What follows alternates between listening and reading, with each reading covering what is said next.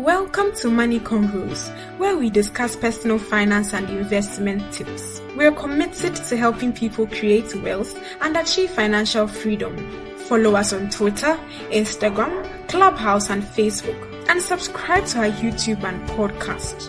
All right then, let's head into today's conversation.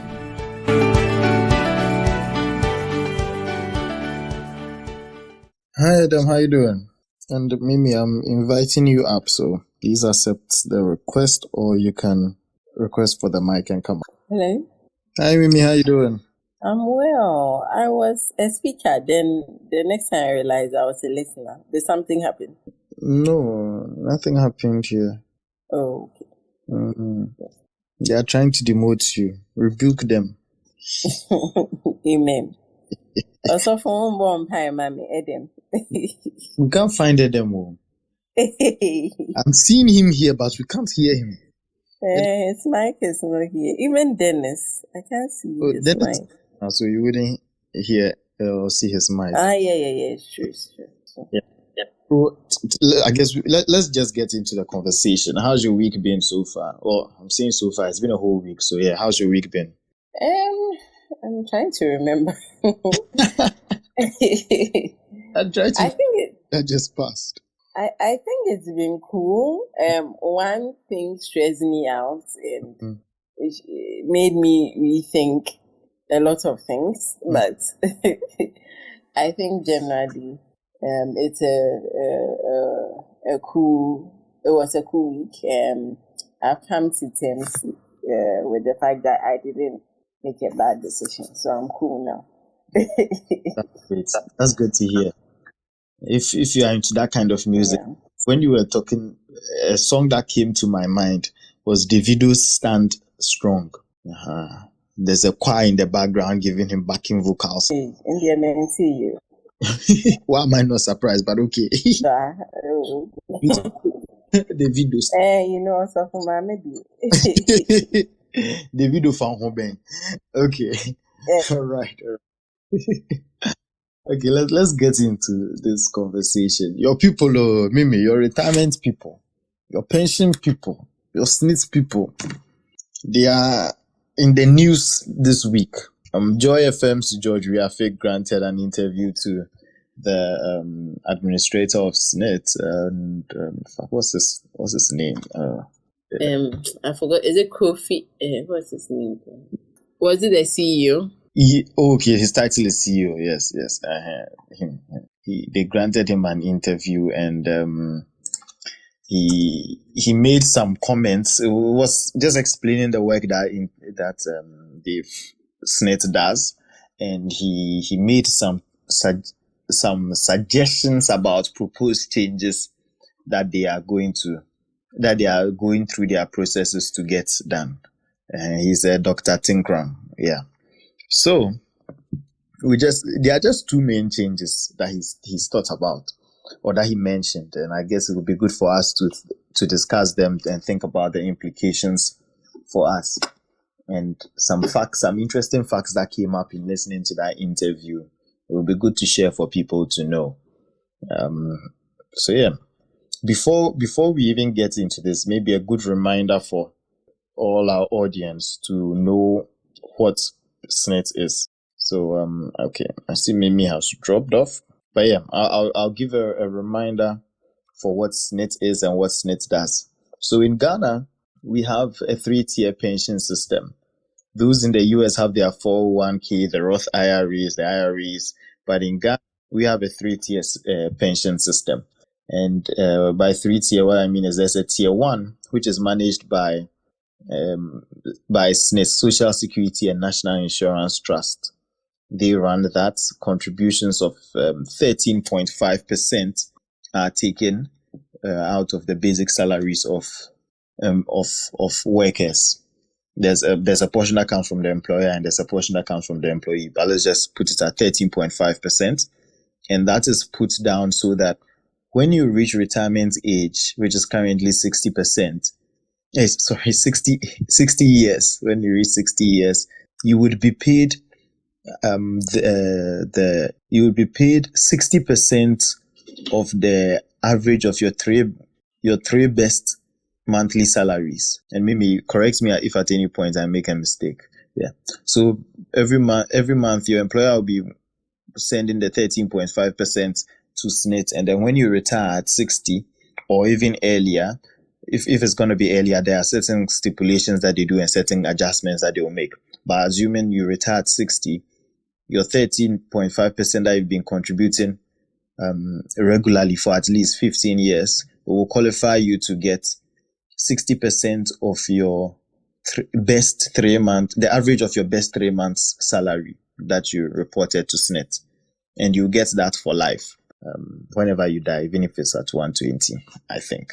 So yeah, that's what we have as SSNIT for tier 1. Tier 2 is also compulsory. Tier 1 is compulsory. Tier 2 is also compulsory and is managed by private fund managers that you would choose who you want to manage it. And usually it's done through employers, and employers will agree, well, this is who we want to manage it. And then there's a tier 3, which is voluntary. You can do a third level of contributions towards your retirement. And all these contributions, tier 1, tier 2, tier 3, they are deducted from your taxable income before taxes are calculated. So if you are contributing fully and taking full advantage, I think it's up to 36% of your income can go with your basic income, your basic salary can go towards retirement contributions with before being taxed. Mimi, am I correct? Is it 36 or 32% when you add up? 35. 35. Okay, 35% when you add up all the 3 levels. Okay, so yeah, that's it about the 3-tier pension scheme. So the managers are for the tier 1 is SSNIT, and the other ones in the news right now talking about some, and the CEO there's talking about certain changes that they are considering and they are going through their process. It may take a while to come through, but since it was mentioned, we feel like it will be a good time to have a discussion about them and get people thinking about it if we need to add our voices to this, and because we think it's not good or we think it's good, it's good to at least start from a point of understanding. So I just highlight the 2 changes that are being recommended. 1, they are considering increasing the retirement age from 60 to 65. And 2, the second change that they are considering is changing the law, which states that the SSNIT contributions, or the tier 1 and tier 2 contributions, should be a percentage of basic salary. Rather, they want it to be changed to a percentage of employer's remuneration or total remuneration. And I'll explain each of them and their rationale behind it. So those are the 2 changes. Change the age, extend it work to 5 more years, and 2, nominally collect more because they would be using a bigger base to collect your salary. Are there any other changes that you may have picked up or proposed changes over the years that you've heard people suggesting? Mimi? Okay, so I think in the past there was also the suggestion to increase the contribution rates from, I think, was it 13 to, I remember then, I can't confirm, like about 22%, if I'm right. Hey, there's some inside though. Please, if they're thinking about that one, right off the cuff, please, we don't like it. But anyway, it's an interesting concept that they are talking about, 20%. So let's talk about this first one, because it's kind of related. I was looking at the numbers, right? If you actually contribute to SSNIT, your tier 1, judiciously, what they are offering you is pay 13.5%, and when you retire, we'll give you 60%. Sounds like a pretty good deal. Of course, you have to adjust for, if you had kept the money yourself, how much would you have made in investments and all that. But this is a contract, and it's not subject to market risk and all those things that would happen. Of course, anything can happen and they could default, but according to SSNIT, they've never defaulted. So sounds like a pretty good deal. Maybe do you see, is that link between 13.5 and 60 an apt description? Well, for me, it's about what would, of course, most Ghanaians would have chose that 13.5. But let's assume we had people who were deliberately putting away that 13.5 in, some good assets. I don't think it would have been a challenge to generate an income.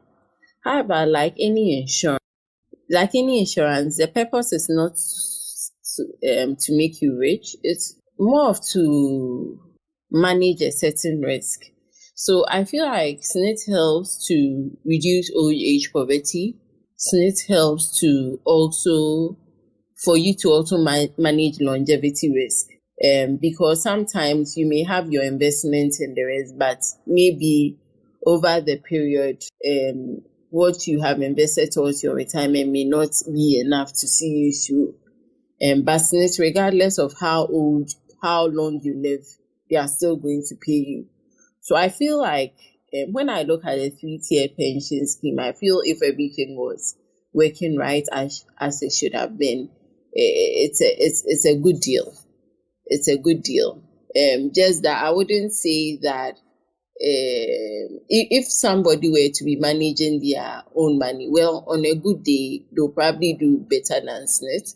But if times are hard and things are not going well, that would be difficult. And that's the risk that SNIT has taken on. So that's what I have to say. Yeah, that's true. It's very possible that people can do it all on their own and do it well. But I like how you're saying it's a way to manage a risk.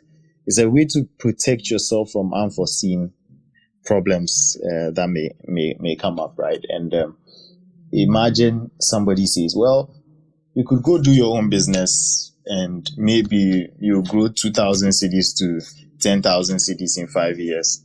But you could give me that 2,000 cities and I promise you that no matter what happens, I will give you 6,000 cities. It's less, but you are guaranteed. And it becomes an issue of which choice will you make. Of course, risk appetites and all that keep coming inside. But then the next thing to consider is this is mandated by law. Why would the government be forcing people to do this? And just thinking philosophically, right? I'm like, the government would have to, if people are not able to take care of themselves, they'll come back to the government and say, well, government, take care of us. You are our father. So the government is taking away that responsibility or trying to get people to handle it better. Also, we know that in the whole society, there are certain people who will be listening to Money Convos and they'll be putting away money and investing towards their future. But we also know that there are people who wouldn't do it. All right. Some may just choose not to do it. Some also, because of certain economic hardships or certain life conditions, they will be unable to put away this money if they were asked to do it voluntarily. But now, when everyone is forced to do it, it puts a flaw under everybody. Everybody has a certain level of security that we don't have to fall under, and we know that rest assured we will be fine. So I get the reason why such a law exists, such a structure exists for everyone. I think most countries have such a system, or at least most developed countries have such a system, and it has some benefits, of course. So every issue there's a pro and con. Okay. So now to the specific change that they are talking about, increasing the age. According to the CEO of, I'm not using the right title, Dr. Tinkrang, the head of SNIT. According to him, when they looked at their data, at the time when SNIT was set up in the 60s, there was a certain level of life expectancy. He didn't state what exactly the numbers were, but they compare that to now, and life expectancy is higher. That means people are living for way longer. So the monies that they were collecting, okay, you start working at maybe 25, they know that they are going to collect money from you till 60. That's what, 35 years. Of course, people join at different stages, and the maximum age that they will let you join is 45, right? So when they did all these calculations and their actuaries did all the math, they know a certain level of life expectancy. But now they are seeing that the life expectancy that they had there originally in their formulas and calculations is way too low. People are living longer these days because advancements in science and medicine and quality of life and all that, people are living longer. And if people are living longer, that means if they had planned to pay for your pension for only 20 years, now they are having to pay for 25, 30 years. They need more money, right? To get more money, they'll have to make you contribute an extra 5 years so that they can amass more money to be able to pay for longer. So that's the rationale behind that. Any thoughts on this particular change? Like it, don't like it? I don't agree with them. I do agree that life expectancy has increased. But it's not that like now we are living to events like the average life expectancy is 70 or 80 or 90 or something like that. The last I checked, it was still 60 something. So if we have life expectancy based on age, I think, and when you average it out, it's 63, 64. I've forgotten the exact numbers. So when you look at it, it's still not exciting.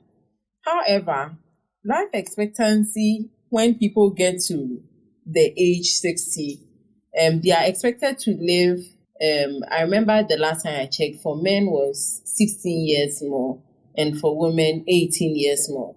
So I do get them in that regard, that if someone gets to 60 years, maybe they may pay them longer than they expected to.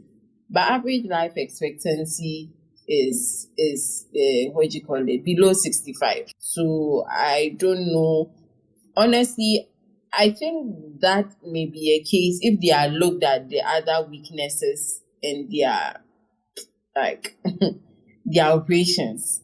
And then if that is not working, then we can look at this.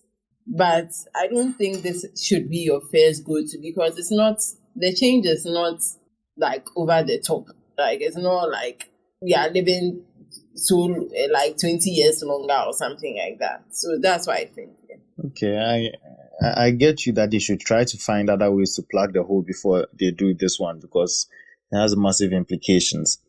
However, I think for us to properly process this, they need to be more transparent about the data that they've looked at. They need to show us, okay, well, in the 60s, in the 70s, these are the various life expectancies we were using. Currently, this is the age that we are using, and show us all the changes.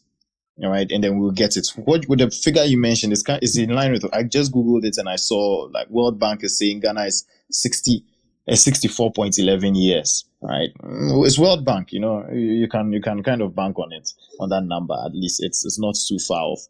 However, you said something interesting, which is in line with what the head of SSNIT said. He said that they have the data for SSNIT members, people who've been contributing to SSNIT. And I wish Prince were here. We could have a conversation about like moral hazard and perhaps there was certain stipulations that you put in there when somebody takes insurance. Is it possible that people who do SSNIT have a higher life expectancy because they are already thinking well ahead about the future, and they are already making sure that, okay, their financial lives are taken care of, their health is taken care of, all those things. These are just questions that we could consider. In statistics, you say, okay, this what's the probability of X happening given Y happening, right? Like you said, when people are able to cross 60, it becomes a whole different ball game of life expectancy. When they cross 60, maybe they are now living, it's expected for them to live 16 extra years. Question is, how does it compare to 20 years ago, 30 years ago, 40 years ago? And that change is what we can determine to see, does SSNIT really have a justification for this particular point? Mimi, back to you. Yeah, so I mean, when it comes to SSNIT, this is how it works, right? So I think a lot of the time we say, oh, SSNIT is not managing, our monies well. We can do better and all that. But to them, it's like we shouldn't be worried about that, because that is not our issue. It's like you pay for an insurance and they've told you that they'll give you this amount. As to whether they go and carry it from where, that one is not your matter. Now what happens is that SSNIT pays the current retirees, people who are on retirement now, with our contributions, those who are working. So it becomes difficult for them when those who are working, like maybe there's unemployment, people are not contributing to SSNIT, and the people they have to pay are a lot. You get it? Then it becomes an issue. Not necessarily how they invest. Of course, I feel like if they had done a better job, it probably would have been easier for them. So the issue is that if we had as many people employed, the economy was doing well, they are being paid well, the 13.5 is deducted, it's a good amount of money, and that money was more than they are paying out, it wouldn't be an issue. So that's another way of also looking at it. Okay, I'm trying to wrap up, like summarize what you are saying to make sure I get it. Are you saying that their goal is they just want to reduce the number of people that they will pay by increasing the age, so that fewer people will come online for them to have to pay? Is that what you're saying? Yeah, so if the money that they are going to use to pay the retirees, a lot of people are retiring, their benefits are due, and the contributions are not coming in as they would have liked it to come in. But if they increase the age, of course, they would have to pay less contributions, because if you were to die at, let's say, 85 and you come at 65, of course, they'll have to pay you less. You get it, for a lesser period. So probably looking at how to reduce the outflows if the inflows are not necessarily growing, or how to increase the inflows. So I think they can look at it in those 2 ways. So the inflows, they can get the youth jobs, that's beyond them, but they can increase they can ask or request for the rate of contribution to increase. That's a way of increasing the inflows to deal with the number of people retiring and the benefits due them. Or increase the retirement age so that the benefits due will be less, and then they can manage it a bit better. Okay. I get what you're saying. I personally don't agree with moving it from 60 to 65, right? However, I'm thinking, let's just play devil's advocate. I have a funny feeling that yes, maybe this is not the best option for them to pursue. But let's see. I think it's a mathematical formula. Inputs results into output, right? How much you contribute right now as a percentage of your income, and for how long you contribute it, factors, and plus the way they will invest the money will factor into how much they will bring out at the end to be able to pay you. So if they do all their calculations and they say how much they will be able to pay you, also the outcome is also dependent on how long you live. Then they are just trying to move the time from the results, that's how long they will be paying you, to moving the time to how long you'll be contributing, so that they elongate that side. So I get what you are saying, Mimi. It's there are other ways in the form. There are other factors in the formula that they should be looking at to make those changes. And getting into how they invest their money, well, that's perhaps a conversation for another day. Kaftan, I see you want to ask a question. Please type it in a DM so that we could say it. All right. So let's move on to, or Adam, do you have any thoughts on this particular change, increasing the retirement age? I know France tried it. In fact, they have done it. They have implemented it amidst strikes. But do you personally have any thoughts about this increment? Do you feel like working an extra 5 years? Good evening. Good evening to everyone. An extra 5 years. Sally, I want to retire early. So I don't know about working an extra 5 years. I can. But yeah, go ahead. You don't want to retire early. Hey, I mean, you don't want to retire later. You're trying to retire early. Is that not what fire is all about? Anyway, so yeah, I don't know, but I think the whole SSNIT scheme needs to be looked at again. I believe it's a sustainability issue, and I'm sure they are looking at the numbers and they can see and from where they are, and they can tell that's the way. And this is not the first time we are. I think I shared another article last time. I don't know. I think I'll pin it up here. Last year, where this proposal was made, and I think when I googled, I realized the proposal was made quite a number of years back. So this has been something that has been in like being bandied about for some time now.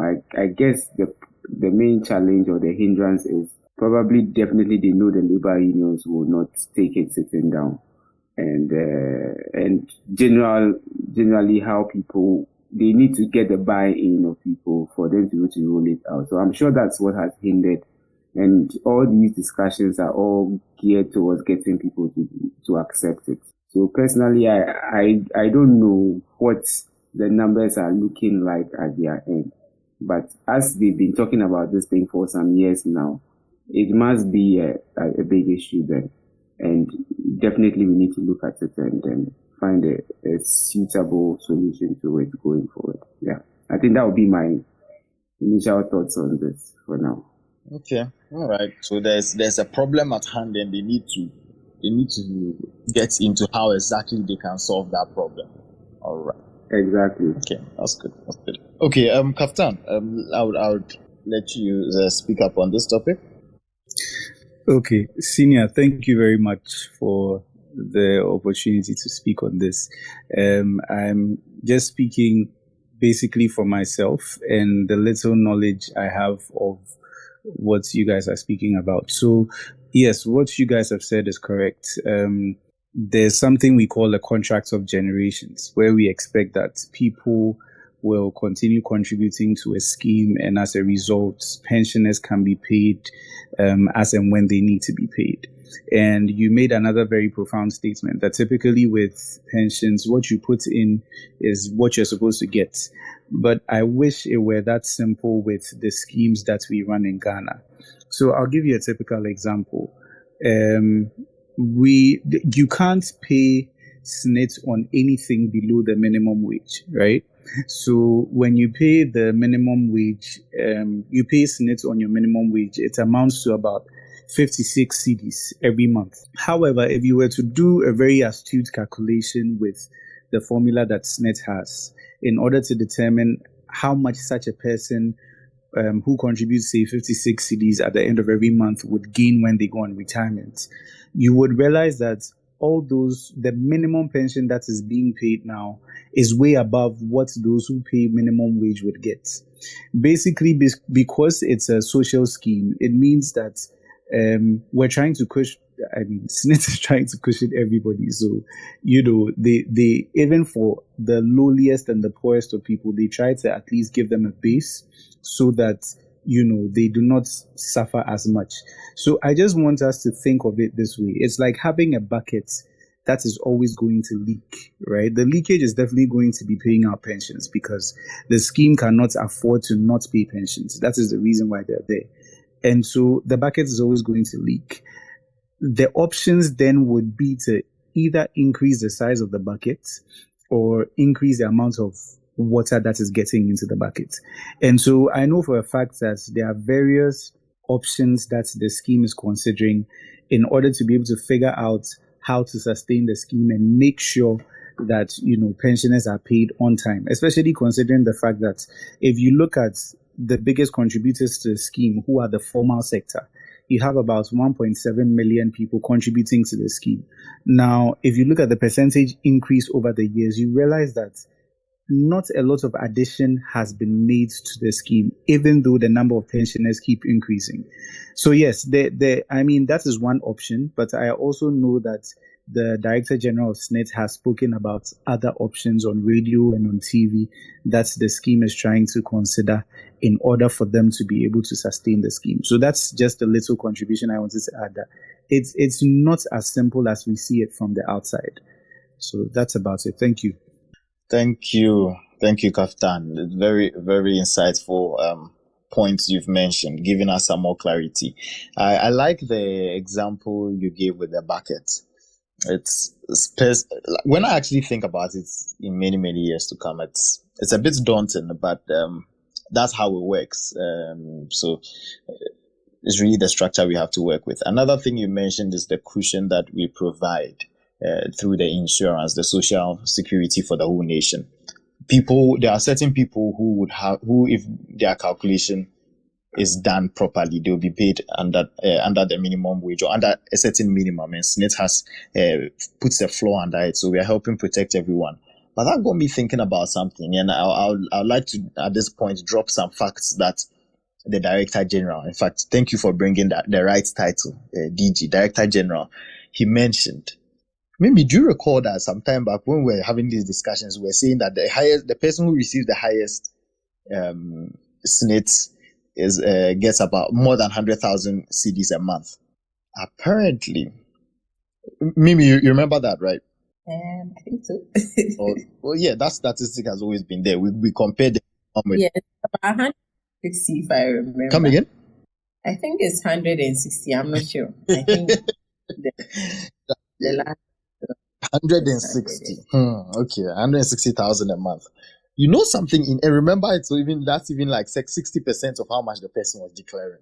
Of course, we cannot complain, but remember, the person was paying their fair 13.5 or whatever amount they were supposed to pay, so that's fine. Fun fact about this person: apparently, it's a businessman or a business person. I think he said man. Let's say it's a businessman. So the reason why I'm bringing this up is a lot of people would think about SSNIT and say, "Why we have paying this this mandatory thing, and I barely have any money to live on anyway."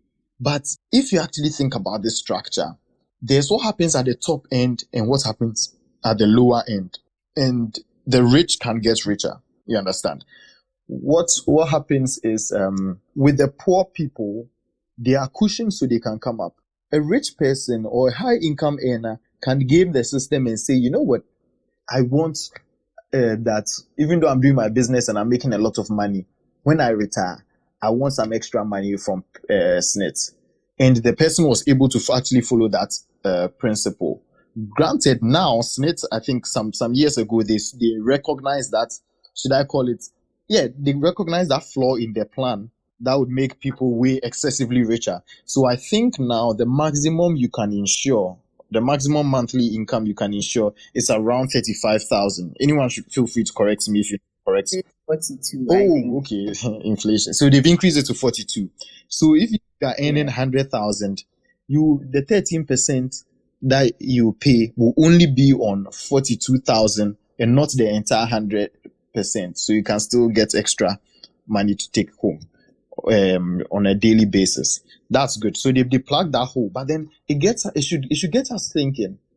For people who think this is mandatory and they want to avoid it and all that, if you are at a certain low income level, this may actually be a cushion for you. This may be a saving grace for you. It's true that you need that extra 5 CDs a month or extra 5 CDs a day or whatever amount it is, but just contribute and you would actually stand to benefit. Most of us listening are somewhere in the middle, right? So it may not apply to us, but tell other people, especially when you are in a trotro or you are in public and you hear people complaining about SSNIT contributions and all that like this. Let's help enlighten them. Another thing Kaftan mentioned is the informal sector. I think they have a nice name for it. It's this SEED, self-employed something. The program that they are trying to enroll more people. More fun facts is apparently SSNIT members is around 1.7 million, but only 2% are from the self-employed sector. Some estimates say that there are 6 million people in Ghana who are working in the self-employed sector. Yet only 34,000 of those people are currently in the SSNIT program. So there's a lot of opportunity for us to get people in the self-employed sector to join in on the SSNIT program, and they also have some level of security, and they can perhaps make the whole system more sustainable. Perhaps. All right. Anyway, so just a few fun facts I picked up from the interview with the Director General of SSNIT. Just so we can move on to the second change and discuss that before we wrap up. This is something that we've been telling people about.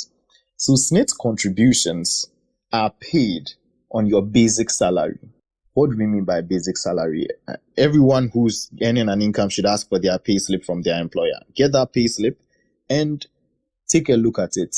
There's a line that will tell you this is your basic salary, maybe 2,000 cedis. Then other lines that tell you about your allowances. For many people, because their employers or even they themselves like that structure, because they want to take more money home, it's like using the term basic salary is a way of reducing how many deductions or how much you get in deductions every month. All right. So if you take somebody whose basic salary is 2,000 cedis, but their allowances is an extra 2,000 cedis, they will only be paying SSNIT based on the first 2,000 cedis and not the other 2,000 cedis. But meanwhile, their total remuneration is 4,000 cedis. Another person also receiving 4,000 cedis, their SSNIT contributions will be based on basic, but for them, their basic salary is 3,500 and only 500 cedis is allowances. So 13.5% of 3,500 is way more than 13.5% of 2,000. Fast forward many years later, when they retire, these two people will not be equal in SSNIT receipts, because the first person told SSNIT that my income is 2,000.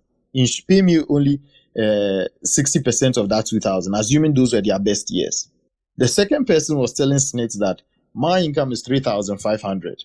So pay me 60% of that 3,500, assuming that was my best, my three best. This is something that we've been saying on Money Convos. Be careful about the allowances structure of your employer, and the more allowances you get, the more you should be putting money in tier 3 and your own personal pension fund. SSNIT is right now trying to propose that instead of using that terminology basic salary, the law should change it to, I've forgotten the exact term he said, but they should change it to like the workers' remuneration or workers' total compensation or something like that. That way, for these two people, it's the same 4,000 that they'll be looking at. It can help boost how much money SSNIT would incur, would get into their fund to be able to pay out later. You know, the formula Mimi you were explaining earlier. More money will come in, and perhaps that can make the system more sustainable. But of course, on the back end, there'll also be more money paid out anyway, and that helps people who've been contributing. So yeah, immediate implication for you if such a bill is, if this changes goes through Parliament and is passed, it means the money that you are receiving right now as your net salary, expect it to go down, because especially for those who have a lot of allowances, when that change happens, you'll be paying more in SSNIT contributions, and that will mean you have less money to take home for chop chop. So yeah, that's the change. Any thoughts on this? Elikim, I agree with SSNIT on this one, and as I said earlier, for me, I think it's important that we both have an insurance and investment as part of like your long-term planning. So I think it's very important. I mean, I work with, or I've seen a number of retirees, and I tend to work with even retirees who are doing well. And even with that, I'll say the picture is not that nice. And so for me, I'll say that these things have to be pushed down people's throats. I know it's annoying. And I'm hoping that while we speak about all these things, generally the economic situation also improves. Because, I mean, for most people, they are thinking about, let me survive now so that, we can think about tomorrow. So I do agree that it should be paid on the consolidated amount so that people can have better benefits. My own issue is I think that SSNIT would have to sit down and improve their operations before these things are implemented. Otherwise, I feel like yes, the money will come, but we'll be back to square one. You understand? So we really need to look at it. And then I'm also thinking that for the young people coming in, the Gen Z squad, I don't know if they would want to work that long. We had those who, I remember going to the bank and seeing someone who looked like 80. Like this guy, I don't know what they call the men, but Abro Apuso, like the male version. And this guy who was still working there, saying he's less than 60. But I don't think the younger generation, maybe because now they don't have kids and pressures of life, I don't know. But I don't think they would want to work that long. So I'm not sure about the 65, bit of it. But increasing, consolidating the salary, I don't think it's a bad idea. They should just optimize, whatever they get now. Then we know that, okay, whatever addition you are getting, we are sure that when we retire in 20, 30 years, you wouldn't be complaining of the same things. Yeah. Mimi has trust issues. as with every open-eyed Ghanaian, trust issues in our institutions. And I agree with you, it's concerning. Some of these things, can you trust these entities to be giving them more money? They would ask for more money and you still return to square one, or even worse, they have even a larger pot to do the things that they are doing from. But yeah, I get that concern. So we as citizens need to keep a vigilant eye and also in our own small corners do the right thing, try to improve the whole system. I know it's a daunting task, but yeah, that's a problem. And at least this is one thing that I can see that Mimi agrees with SSNIT that it should go up, only for the benefit of the people who contribute, not necessarily for the organization because of the trust issues. That's nice. Okay, yeah. Adam, how about you? What do you think about this? Are you okay with receiving less every month? I'm sure the way they watch your picture, I'm sure you collect beard grooming allowance. Oh, Elika. Charlie, but I think it's actually a good idea. Provided, they always the caveat is provided like it will translate into better pensions. 20, 30 years time is a long time for stories to come up later when people are retired.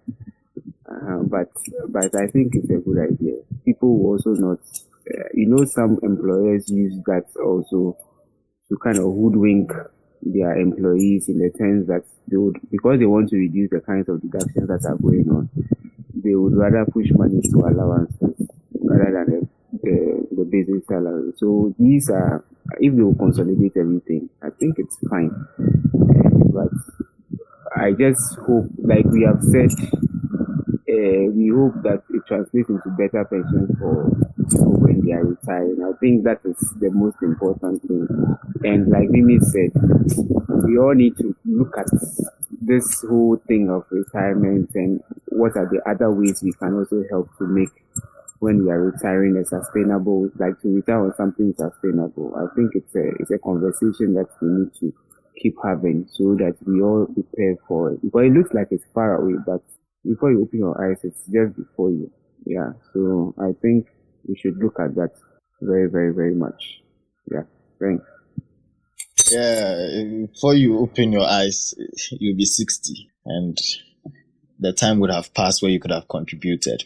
But coming back to what Mimi said about whether Gen Z people would be interested in working that long, I think that would be an interesting conversation and a topic for a different time, because looking at the whole concept of work-life balance, retiring early, soft life, and all that, and how it contributes to the kind of career results those things can produce. It's a good thing that we need to perhaps delve into. So Dennis, please just note that for our next for a future discussion. Let's enter that matter and see what people's perspectives are.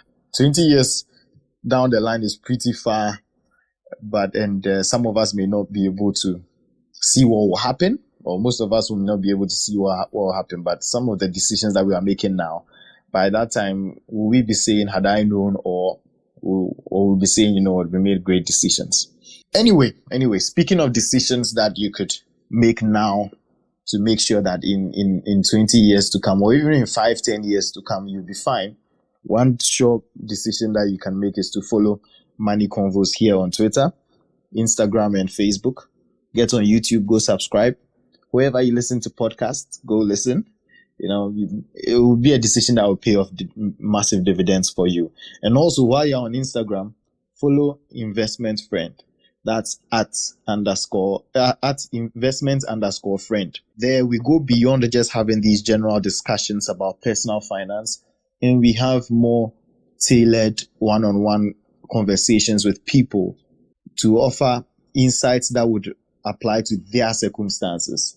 Some of the things that we are saying here right now may not apply to you. It's general, but if you want something more tailored, get on Investment Friend and you see some more tailored content, and you get more opportunities to engage with us to answer more specific questions over there. All right, guys. So it's been a good conversation. We've learned some more about retirement. If this was new for anyone, at least some people may have learned some new things. From the top, I explained 3-tier pension system. So if you didn't join in at the top, just go to the top when the space ends, or go to wherever you listen to your podcast or watch on YouTube to get that explanation of the 3-tier pension system. In future discussions, we are going to be looking at business, how people are doing business in Ghana, because we can see that people are trying to invest money in places and other than banks, because of all that's going on, and we want to help people be better informed in how to invest money in non-traditional ways or to do their own business. So we encourage everyone, if you know anyone who's been an expert or has been successful in doing business, please reach out to us, because we want to look at different sectors, whether it's in real estate, e-commerce, buying and selling, restaurant business. We are trying to put together different panels of people who've been successful in these different areas so that we could have conversations with them and learn how to do these things well. That way, people won't just say, well, I don't want to put my money in the bank, but then they go and blow all the money doing business the wrong way. So help us educate the public, recommend people for our discussions and introduce them. Send us DMs here or tweet at us so that we can get your contacts and reach out to you. All right, guys. I think we could call it a wrap. Mimi, do you have any final thoughts for people on this topic? Well, we are talking about SSNIT. I don't know. I won't tell Kwesi to go and tell his. Sorry. Anyway. Mimi, you are trying. Sorry. Anyway, yes, I would encourage all of us to take our retirement planning more seriously. To be very honest, it's become very difficult in these times to think long term, but trust me, it's better today than it would be if you don't do anything about your future. So as hard as it is, just try, at least the basics. Make sure your SSNIT is being paid. For the formal sector, according to the NPRA report, that's 2021, 2022 is yet to be out. Only 50% of people in the formal sector are paying, their SSNIT, and the informal sector 4%. And so it means that for those of us working for people, half of us is not being paid for us. So I think that let's start with the basics. Make sure your employer is paying your tier 2. If you have the opportunity to do a tier 3, why not? But that doesn't end it. There are so many other ways we can make sure that we are having a comfortable retirement. So let's not blow all the money today because YOLO, because in the next 20, 30 years, we would have to account for our decisions. So, yeah. That's a powerful punchline. In the next 20, 30 years, you have to account for your decisions. That's interesting. Only 50% in the formal sector. Wow. Okay. Yeah. And as Mimi is giving the reminder, also to everyone, please go check your SSNIT statements. They are supposed to send it quarterly. If you are not receiving your SSNIT statement to your email quarterly, maybe they have the wrong email address or an old one. So get on their website, call their call center, get it updated, get recent statements. In fact, ask for older statements, download them. Make sure that you have all the history from when you started working, from your first month of work till now. However form you can get to, save it somewhere, email it to yourself, print it, whatever it is. Just get your records, keep your records. Okay, this is a good time to be thinking about that. I can assure you, I benefited from putting money in the 3-tier pension system. I got very broke like last month, and I had to draw on my tier 3. And I'm glad that my employer made us max it out, or I think they left 0.5%. But yeah, and I'm glad that happened, because even though I was taking less money home, when I needed the money, when things were tough for me, I was able to call on that money in an emergency, and then when I sort myself out, I'll find a way to replace it. So I've benefited, and I'm not even 60. So I'm sure you can all benefit from it in some time to come. All right. Of course, I had to pay the tax penalty, but it's better than nothing. Anyway, it was good talking to you all. I'm looking forward to having the next conversation next Sunday, same time, 8 p.m. GMT. And I also like some perspectives on if this time is working for people. Just send us a message if it's working for you or if it's not working for you, and that would be great to get that feedback. All right, guys. Thank you all, and have a brilliant week. I hope you'll be thinking about retirement. For those of you in final year who haven't started working, at least now is the best time to be thinking about retirement this week. Have a good week. Be productive. Make some money. Have a good night, and bye-bye.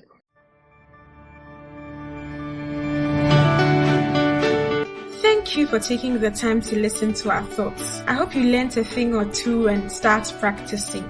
Don't forget to follow us on Twitter, Instagram, Clubhouse, and Facebook, and subscribe to our YouTube and podcast. Do tell a friend about Money Convos so we all become wealthy together. Talk to you soon. Bye.